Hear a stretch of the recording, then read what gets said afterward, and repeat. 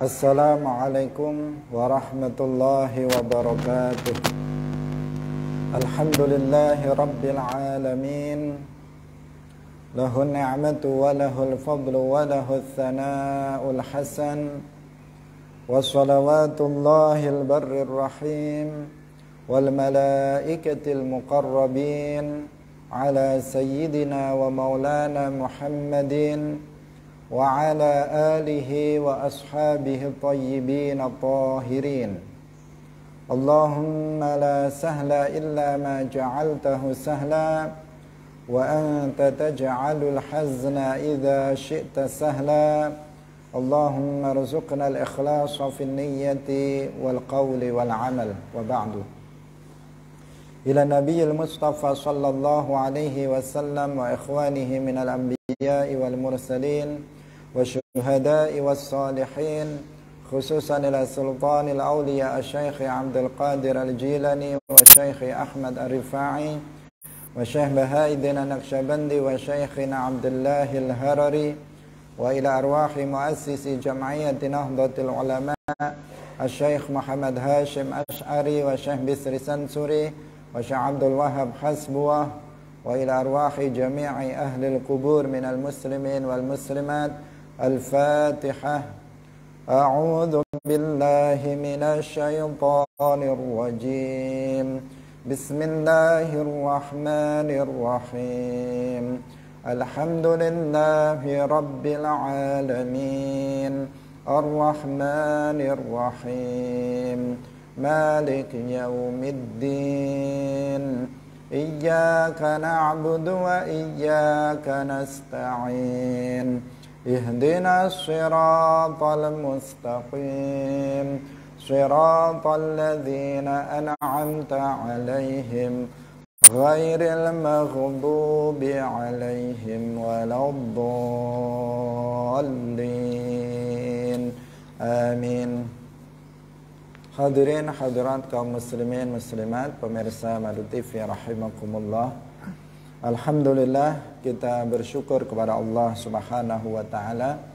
Pada pagi hari ini Allah Subhanahu wa taala mengumpulkan kita dalam majelis pengajian, dalam majelis ilmu, dalam pengajian kitab Bulughul Maram min Adillatil Ahkam. Semoga kebersamaan kita pada pagi hari ini dalam majelis ini mendapatkan keberkahan dari Allah Subhanahu wa taala.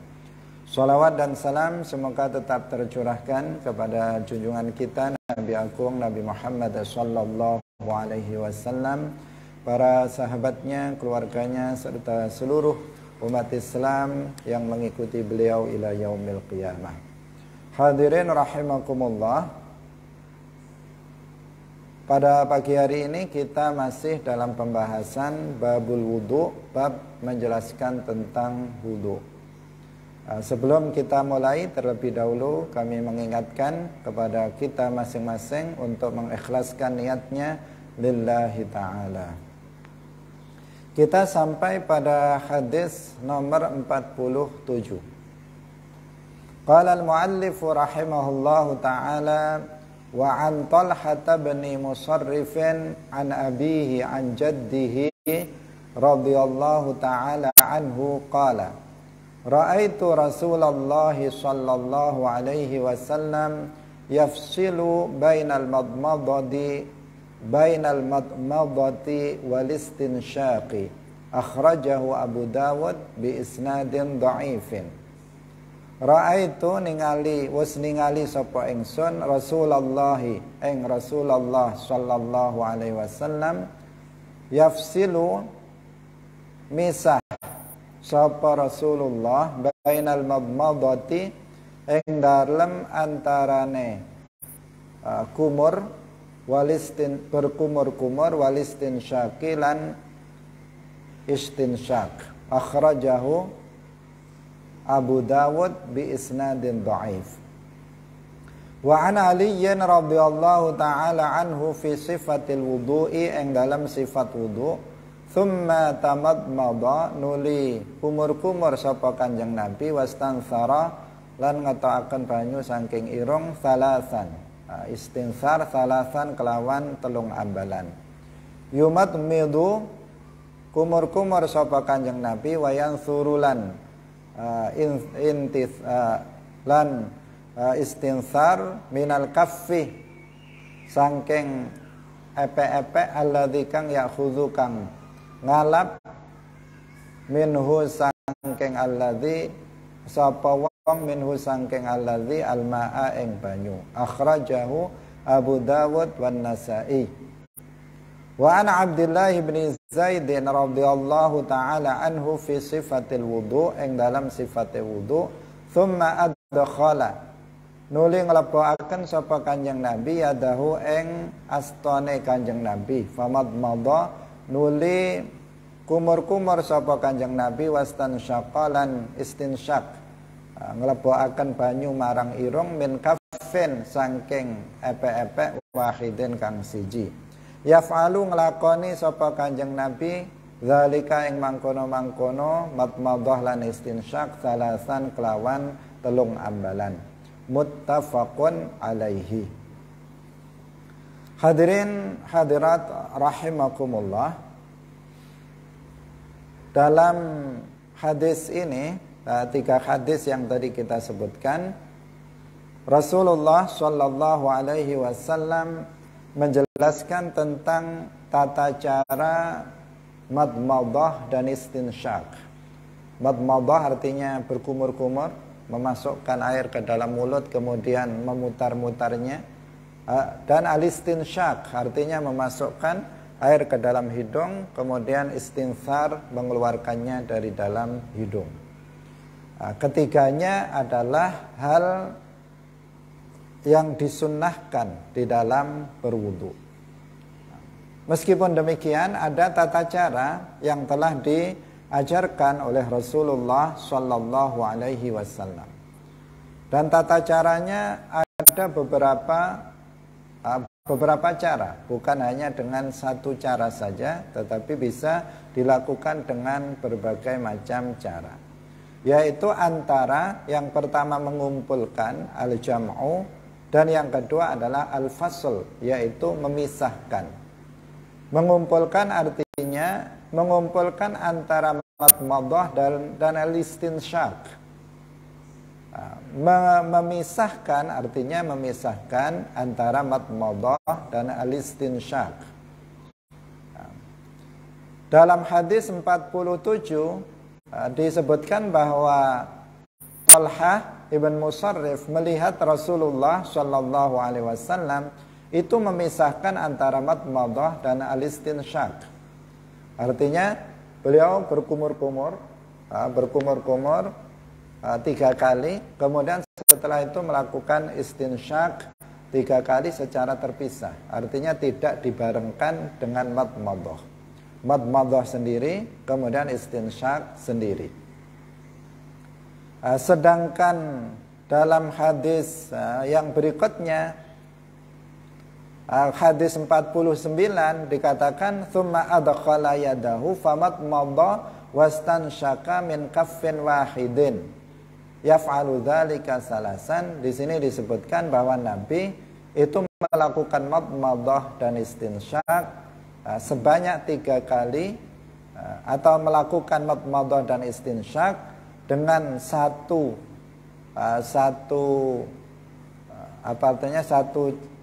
ciduk air, telapak tangan air sebanyak 3 kali. Hadirin rahimakumullah. Jadi al-jam'u yang pertama tata caranya mengumpulkan terlebih dahulu antara madmadhah dan istinsyak. Berarti dia mengambil air, kemudian memasukkan air ke dalam mulut, kemudian sekaligus memasukkan air ke dalam hidung. Langsung kemudian dikeluarkan. Itu satu. Kemudian ngambil lagi, berkumur-kumur, kemudian memasukkan air ke dalam hidung. Kemudian diistinsar. Begitu sampai 3 kali. Itu tata cara yang pertama. Tata cara yang kedua yaitu dipisah antara madmadhah dan istinsyak. Jadi dia berkumur-kumur, kemudian sampai 3 kali. Setelah itu baru ngambil air lagi, kemudian istinsyak, memasukkan air ke dalam hidung, dan kemudian istinsar, mengeluarkannya dari dalam hidung. Itu paling tidak tata cara yang diajarkan oleh Rasulullah Shallallahu Alaihi Wasallam, yaitu al-jam'u dan al-fasl, menggabungkan antara berkumur-kumur dengan istinsyak, dan yang kedua memisahkan antara berkumur-kumur atau madmadah dengan istinsyak. Hadirin rahimakumullah, di sana ada rincian-rincian yang dijelaskan oleh para ulama lebih rinci, tetapi yang tadi kita gambarkan adalah gambaran secara umum antara al-jam'u dan al-fasl. Kemudian kita lanjutkan dalam hadis yang berikutnya. Atau sebelumnya sebelum masuk pada hadis berikutnya, perlu kita sampaikan bahwa para ulama memang berbeda pendapat di antara fasl. Tadi sudah kita kemukakan apa perbedaannya.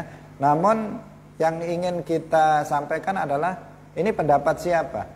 Yang fasl itu pendapat siapa? Yang wasl itu pendapat yang siapa? Atau jamak itu pendapat siapa? Yang memisahkan antara madmadah dan istinsyak itu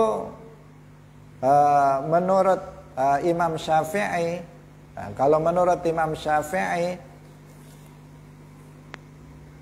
al-wasl memisahkan antara berkumur-kumur dengan istinsyak itu lebih utama. Itu menurut salah satu dari 2 pendapat Imam Syafi'i. Jadi Imam Syafi'i memiliki 2 pendapat. Yang pertama dengan wasl, memisahkan antara madmadah dan istinsyak. Yang kedua yaitu mengumpulkan antara madmadah dan istinsyak. Tetapi menurut Imam Syafi'i yang afdol yaitu apabila seseorang memisahkan,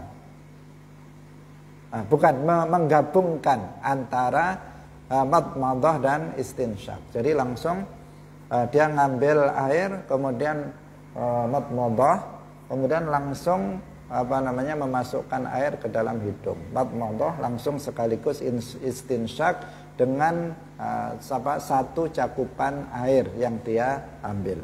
1, kemudian 2, kemudian 3. Mulut langsung ke hidung. Itu yang afdal menurut salah satu menurut Imam Asy-Syafi'i radhiyallahu anhu. Sedangkan menurut Imam Malik dan Imam Abu Hanifah radhiyallahu anhuma, yang lebih utama itu adalah fasl, yaitu memisahkan antara madmadah dan istinsyak. Jadi madmadah, kemudian 3 kali, baru istinsyak 3 kali. Itu yang lebih utama menurut 2 imam, Imam Malik dan Imam Abu Hanifah. Sementara menurut Imam Ahmad bin Hanbal itu at-takhyir, yaitu boleh memilih antara al-fasl atau al-jam'u, antara memisahkan atau menggabungkan atau al-wasl. Ini menurut Imam Ahmad bin Hanbal. Kenapa? Karena memang dalam hadis, dalam satu riwayat Rasulullah Shallallahu Alaihi Wasallam menggabungkan antara madmadah dan istinsyak, dan dalam riwayat yang lain Rasulullah Shallallahu Alaihi Wasallam itu memisahkan antara madmadah dan istinsyak. Sehingga kita boleh memilih apakah kita mau fasl memisahkannya atau mau wasl menggabungkannya. Nah, kita boleh memilih. Tetapi yang afdol menurut Imam Syafi'i adalah wasl, yaitu berarti di sini maksudnya adalah menggabungkan antara madmadah dan istinsyak. Hadirin rahimakumullah. Kemudian dalam hadis yang berikutnya, wa an Anasin radhiyallahu taala anhu qala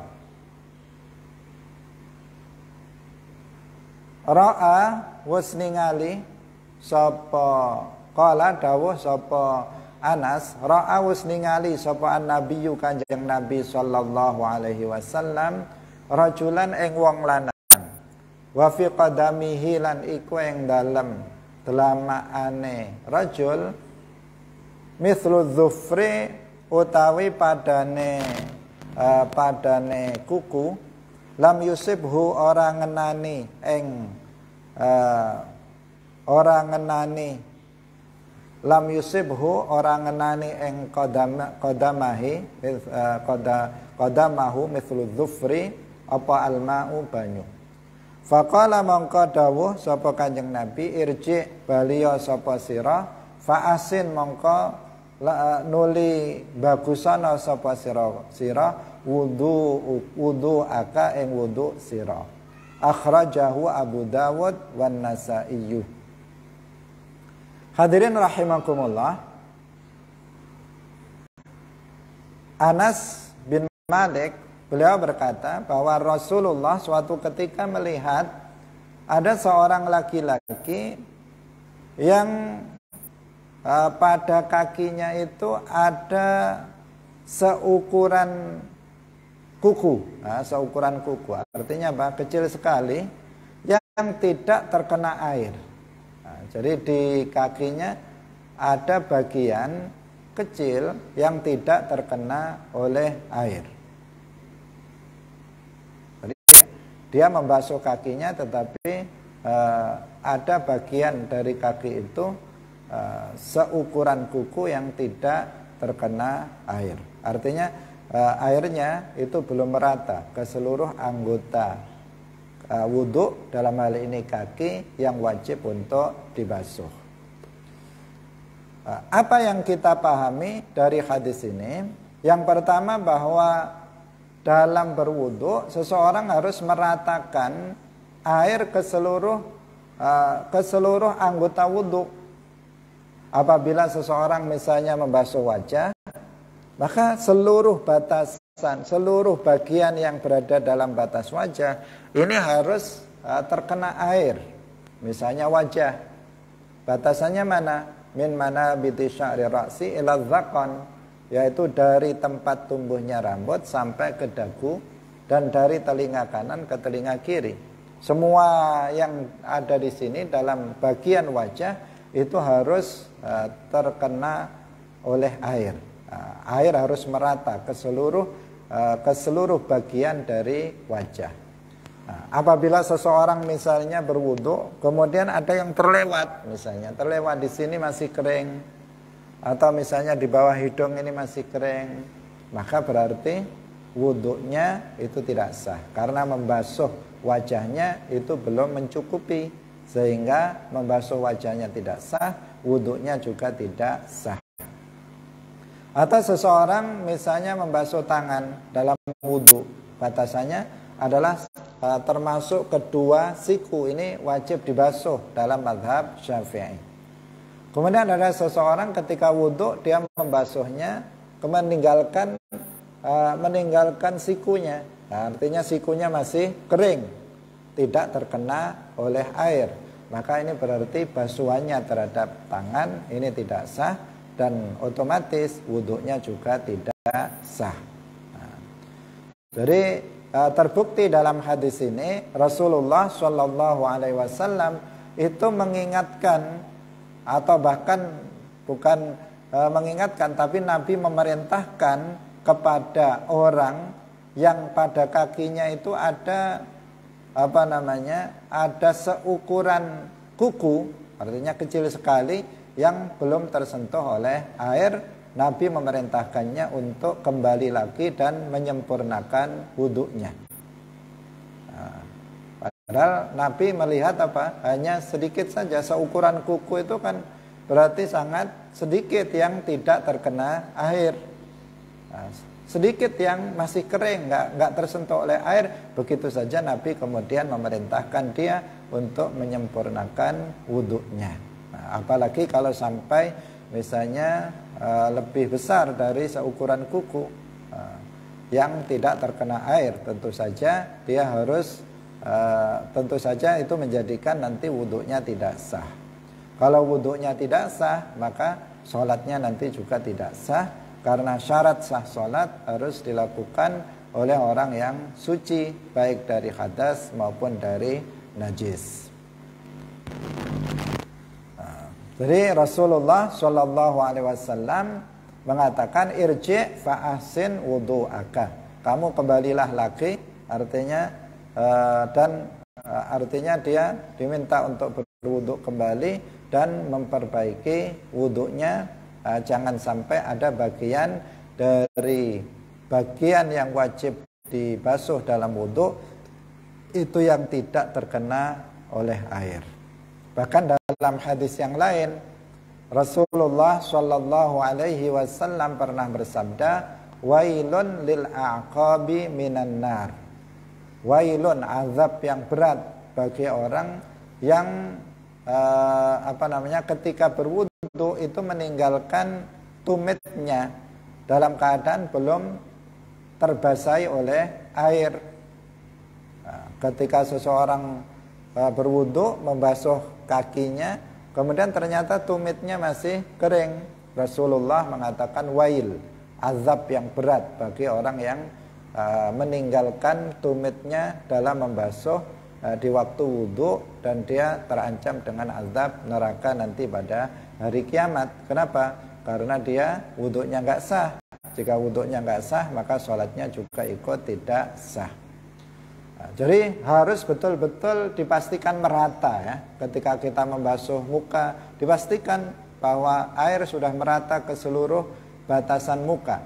Ketika kita membasuh tangan, harus dipastikan bahwa air telah merata ke seluruh bagian tangan, batasan tangan. Demikian juga kaki, ketika kita membasuh kaki, maka harus dipastikan bahwa air telah merata ke seluruh bagian kaki yang wajib dibasuh. Artinya yang berada pada batasan kaki yang wajib untuk dibasuh. Di sini kita juga harus memperhatikan agar air itu bisa sampai ke seluruh bagian anggota badan yang wajib dibasuh ketika berwudu. Maka terlebih dahulu sebelum berwudu harus kita pastikan tidak ada sesuatu yang menghalangi sampainya air ke bagian yang wajib untuk dibasuh ketika berwudu.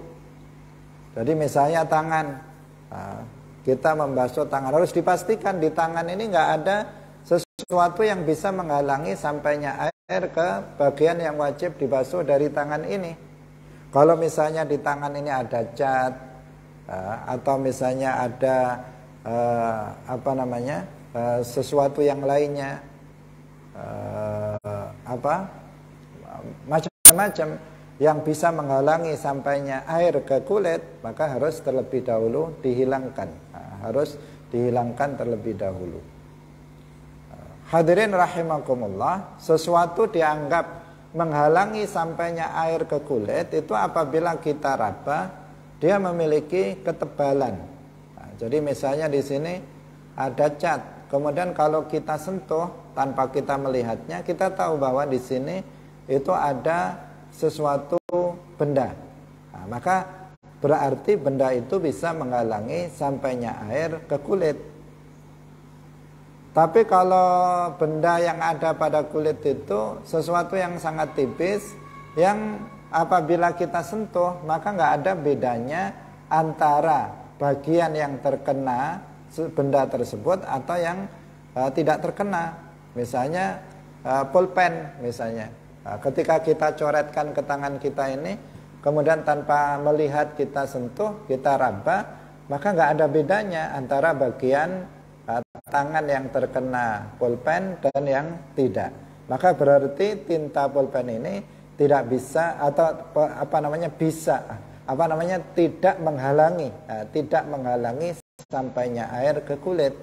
Tidak wajib untuk dibuang ketika seseorang berwudu.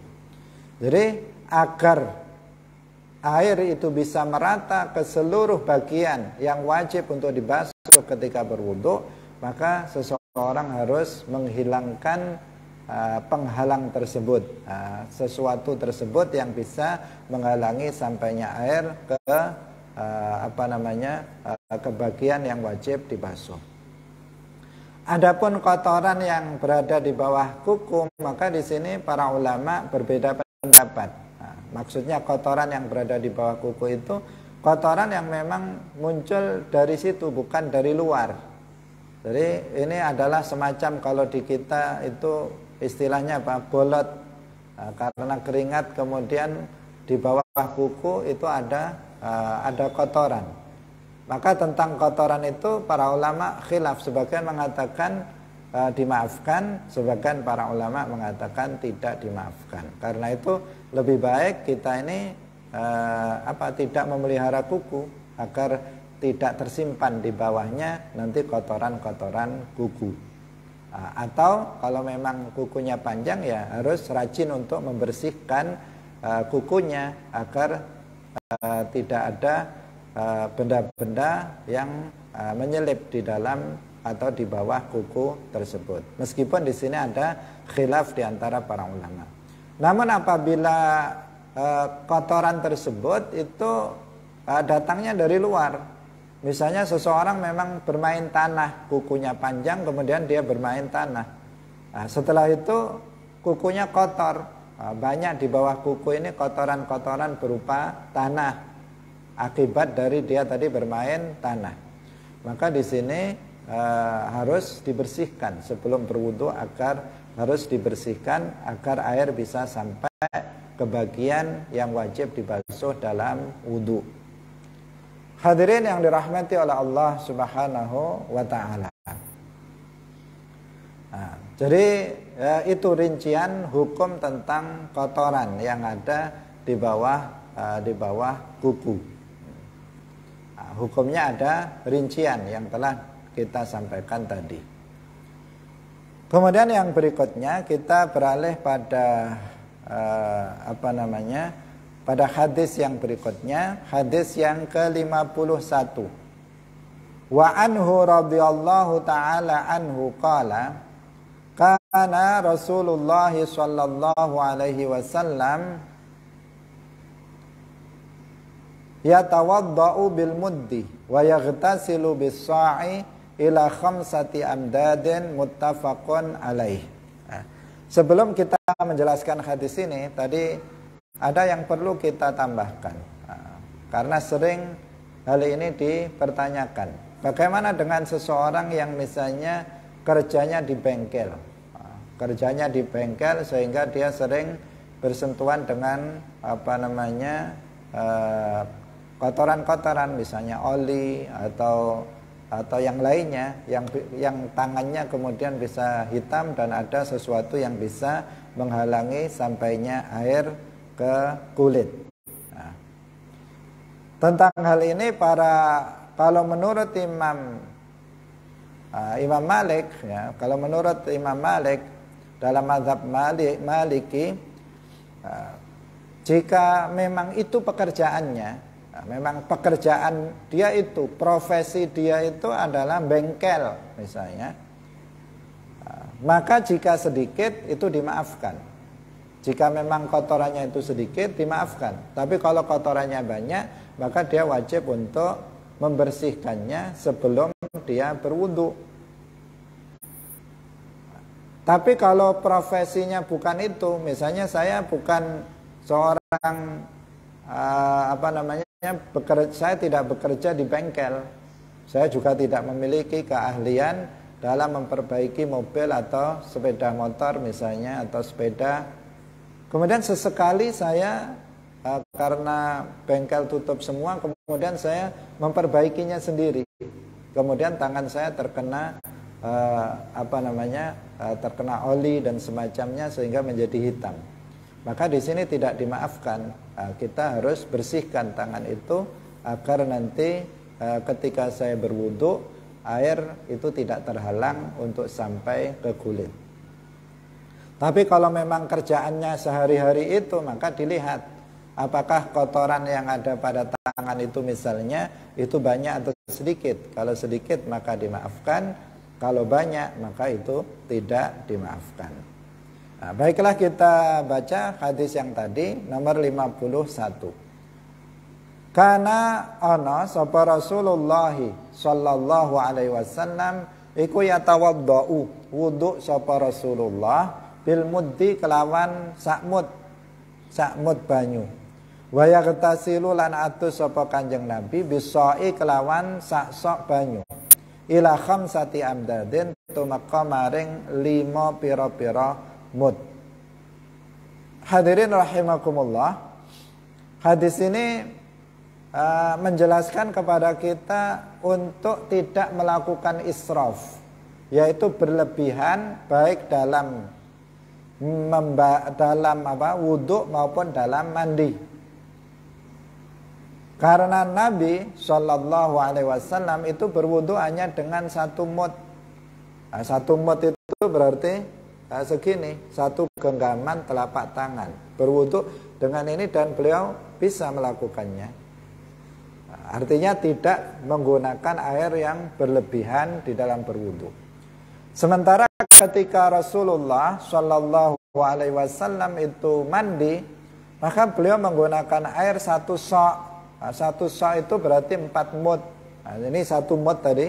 Kalau berwudhu itu segini Nabi. Nah, kemudian kalau mandi itu 4 kali ini. Nah, 1, 2, 3, 4. 4 mud. 1 sok sama dengan 4 mud. Nah, ini berarti apa? Sedikit sekali. Nah, kalau kita lihat dari ukuran kita biasanya, maka Rasulullah berarti berwudhu dengan air yang sangat sedikit, mandi juga dengan air yang sangat sedikit. Dan dianjurkan bagi kita untuk meniru Rasulullah Shallallahu Alaihi Wasallam dalam masalah ini. Meskipun air di kalangan kita itu berlebih, kita bisa kapan saja mendapatkan air, berapapun kita mau air bisa kita dapatkan. Meskipun demikian, Rasulullah mengajarkan kepada kita untuk mengajarkan kepada kita untuk menghemat air, tidak berlebihan dalam menggunakan air. Apalagi kalau air yang kita gunakan untuk wudhu atau untuk mandi itu adalah air masjid, seperti yang kemarin kita sebutkan, israf dalam penggunaan air. Jika itu adalah air masjid, maka hukumnya adalah haram. Sedangkan jika airnya itu air milik kita yang ada di rumah kita, maka sebagian ulama mengatakan makruh dan sebagian ulama yang lainnya mengatakan itu adalah haram. Nah, sehingga tetap kita harus berhati-hati dan taklil alma, mempersedikit air dalam rangka kita untuk wudhu ataupun untuk mandi. Nah, karena Nabi terkadang menggunakan cuma 1 mud, kadang lebih sedikit. Mandi menggunakan 4 mud, 1 sok, kadang lebih dari itu, tetapi tidak sampai berlebihan.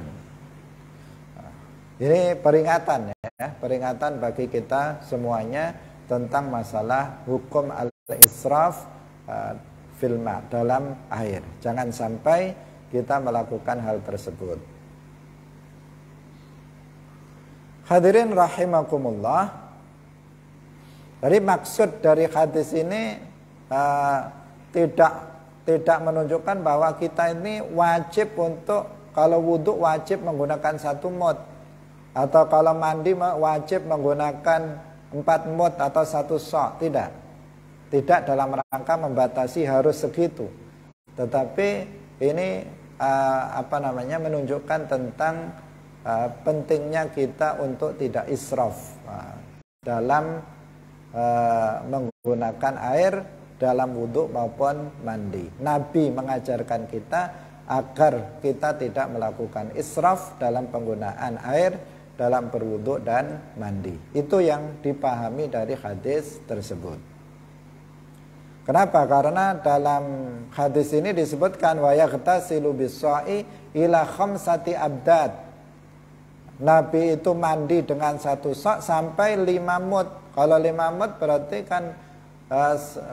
kan satu 5 mud artinya lebih dari satu sok. Lebih dari satu sok. Karena satu sok itu 4 mud.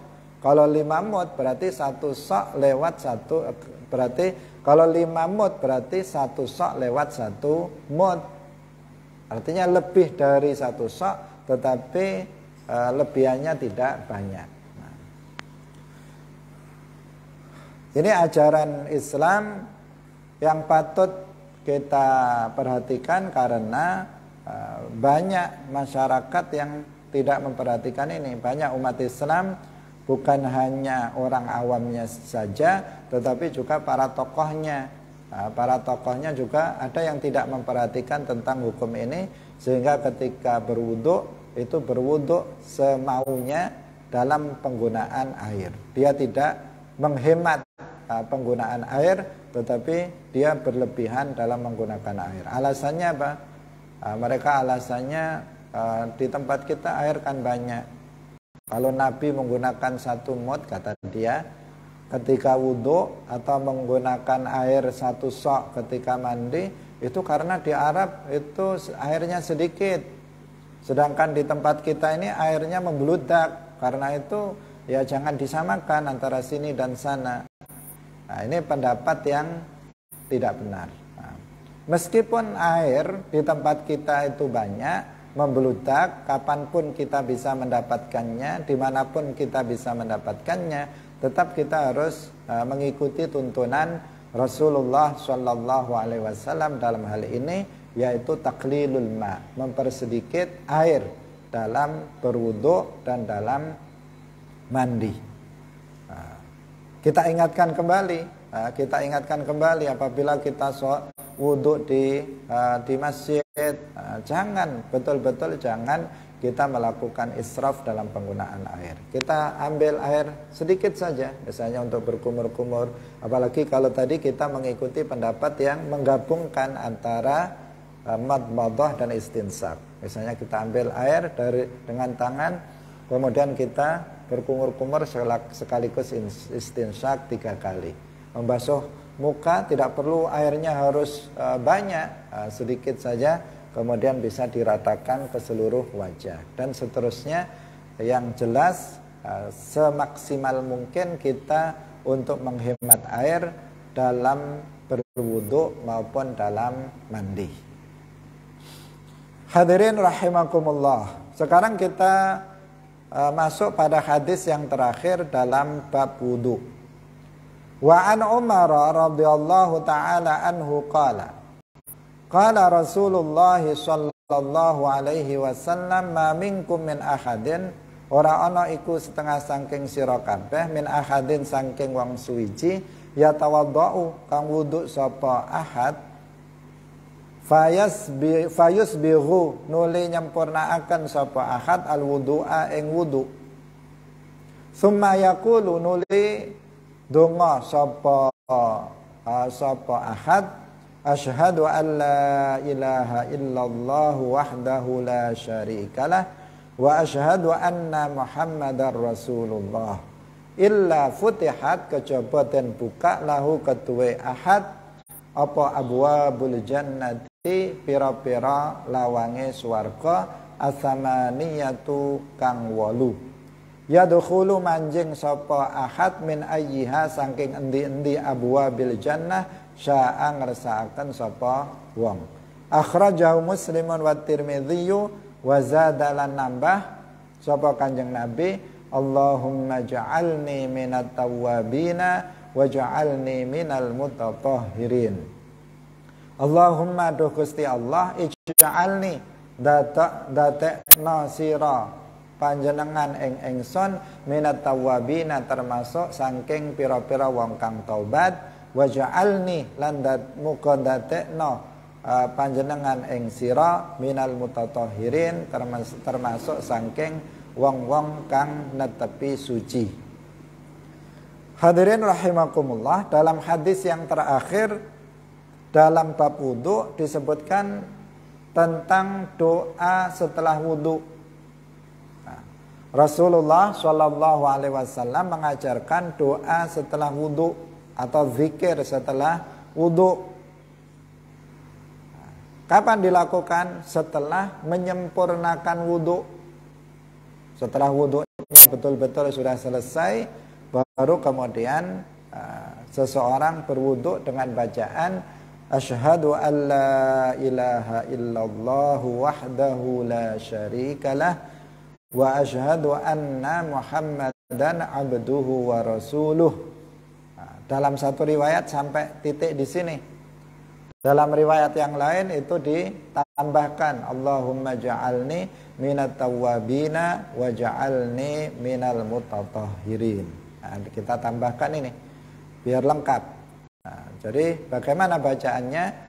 Asyhadu an la ilaha illallah wahdahu la syarikalah wa asyhadu anna muhammadan abduhu wa rasuluh. Allahumma ja'alni minat tawwabina waj'alni minal mutatahhirin. Hadirin rahimakumullah. Nah, di sini kita perlu memahami yang pertama bahwa doa ini dibaca setelah sempurna melakukan wudu, bukan di tengah-tengah wudu atau sebelum wudu, tetapi setelah menyempurnakan wudu baru kemudian berdoa dengan doa ini. Asyhadu an la ilaha illallah wahdahu la syarikalah wa asyhadu anna muhammadan abduhu wa rasuluh. Allahumma ja'alni minat tawwabina wa ja'alni minal mutatahhirin. Kapan dilakukan? Setelah seseorang menyempurnakan wudu. Kemudian juga dipahami dalam hadis ini bahwa pintu surga itu ada 8. Pintu surga itu ada 8. Terbukti di sini dikatakan illa futihat lahu abwabul jannah as-samaniyah. Kecuali dibuka untuknya pintu-pintu surga yang 8. Berarti pintunya surga itu jumlahnya ada 8. Itu dipahami dari hadis ini. Kemudian yang berikutnya hadis doa ini dibaca secara langsung ya, secara langsung setelah selesai selesai berwudu, bukan kemudian diselingi waktu yang lama, bukan misalnya makan dulu atau minum dulu baru berdoa, tetapi begitu selesai dia menyempurnakan wudunya, kemudian dia langsung berzikir atau berdoa dengan doa yang maksur ini yang diajarkan oleh Rasulullah Shallallahu Alaihi Wasallam. Ini juga perbuatan yang ringan, tetapi banyak orang yang kemudian tidak memperhatikan tentang masalah doa. Jangankan doa, terkadang baca basmalah saja tidak dilakukan, yang semestinya sebelum dia berwudu baca basmalah dulu, bismillahirrahmanirrahim, baru kemudian melakukan wudu. Tetapi banyak orang yang tidak membaca basmalah, apalagi membaca doa setelah berwudu. Sedangkan makna doa Allahumma ja'alni minat tawwabina, ya Allah jadikanlah aku termasuk orang yang bertaubat. Artinya setiap kali kita bermaksiat, jadikanlah kita langsung mau bertaubat, menyesali dosa yang telah kita lakukan. Wa ja'alni minal mutatahhirin, jadikanlah aku termasuk orang yang senantiasa dalam kesucian, senantiasa sewaktu-waktu siap untuk melaksanakan sholat, karena senantiasa dalam keadaan suci baik dari hadas kecil maupun dari hadas besar. Kita dianjurkan untuk untuk melanggengkan wudu. Orang menyebutnya dengan daimul wudu, senantiasa dalam kondisi punya wudhu. Ini adalah sesuatu hal yang juga penting untuk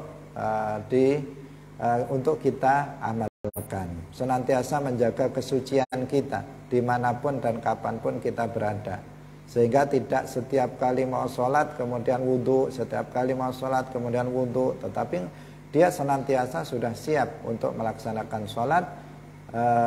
Kenapa? Karena dia senantiasa dalam keadaan suci. Hadirin yang dirahmati oleh Allah Subhanahu wa taala, berikutnya bab tentang mengusap khuf. Nah, insya Allah ini akan kita jelaskan dalam pertemuan berikutnya karena sudah masuk pada bab yang berbeda. Insya Allah. Barakallahu fikum wallahu muwaffiq ila aqwamit thariq. Wassalamualaikum warahmatullahi wabarakatuh.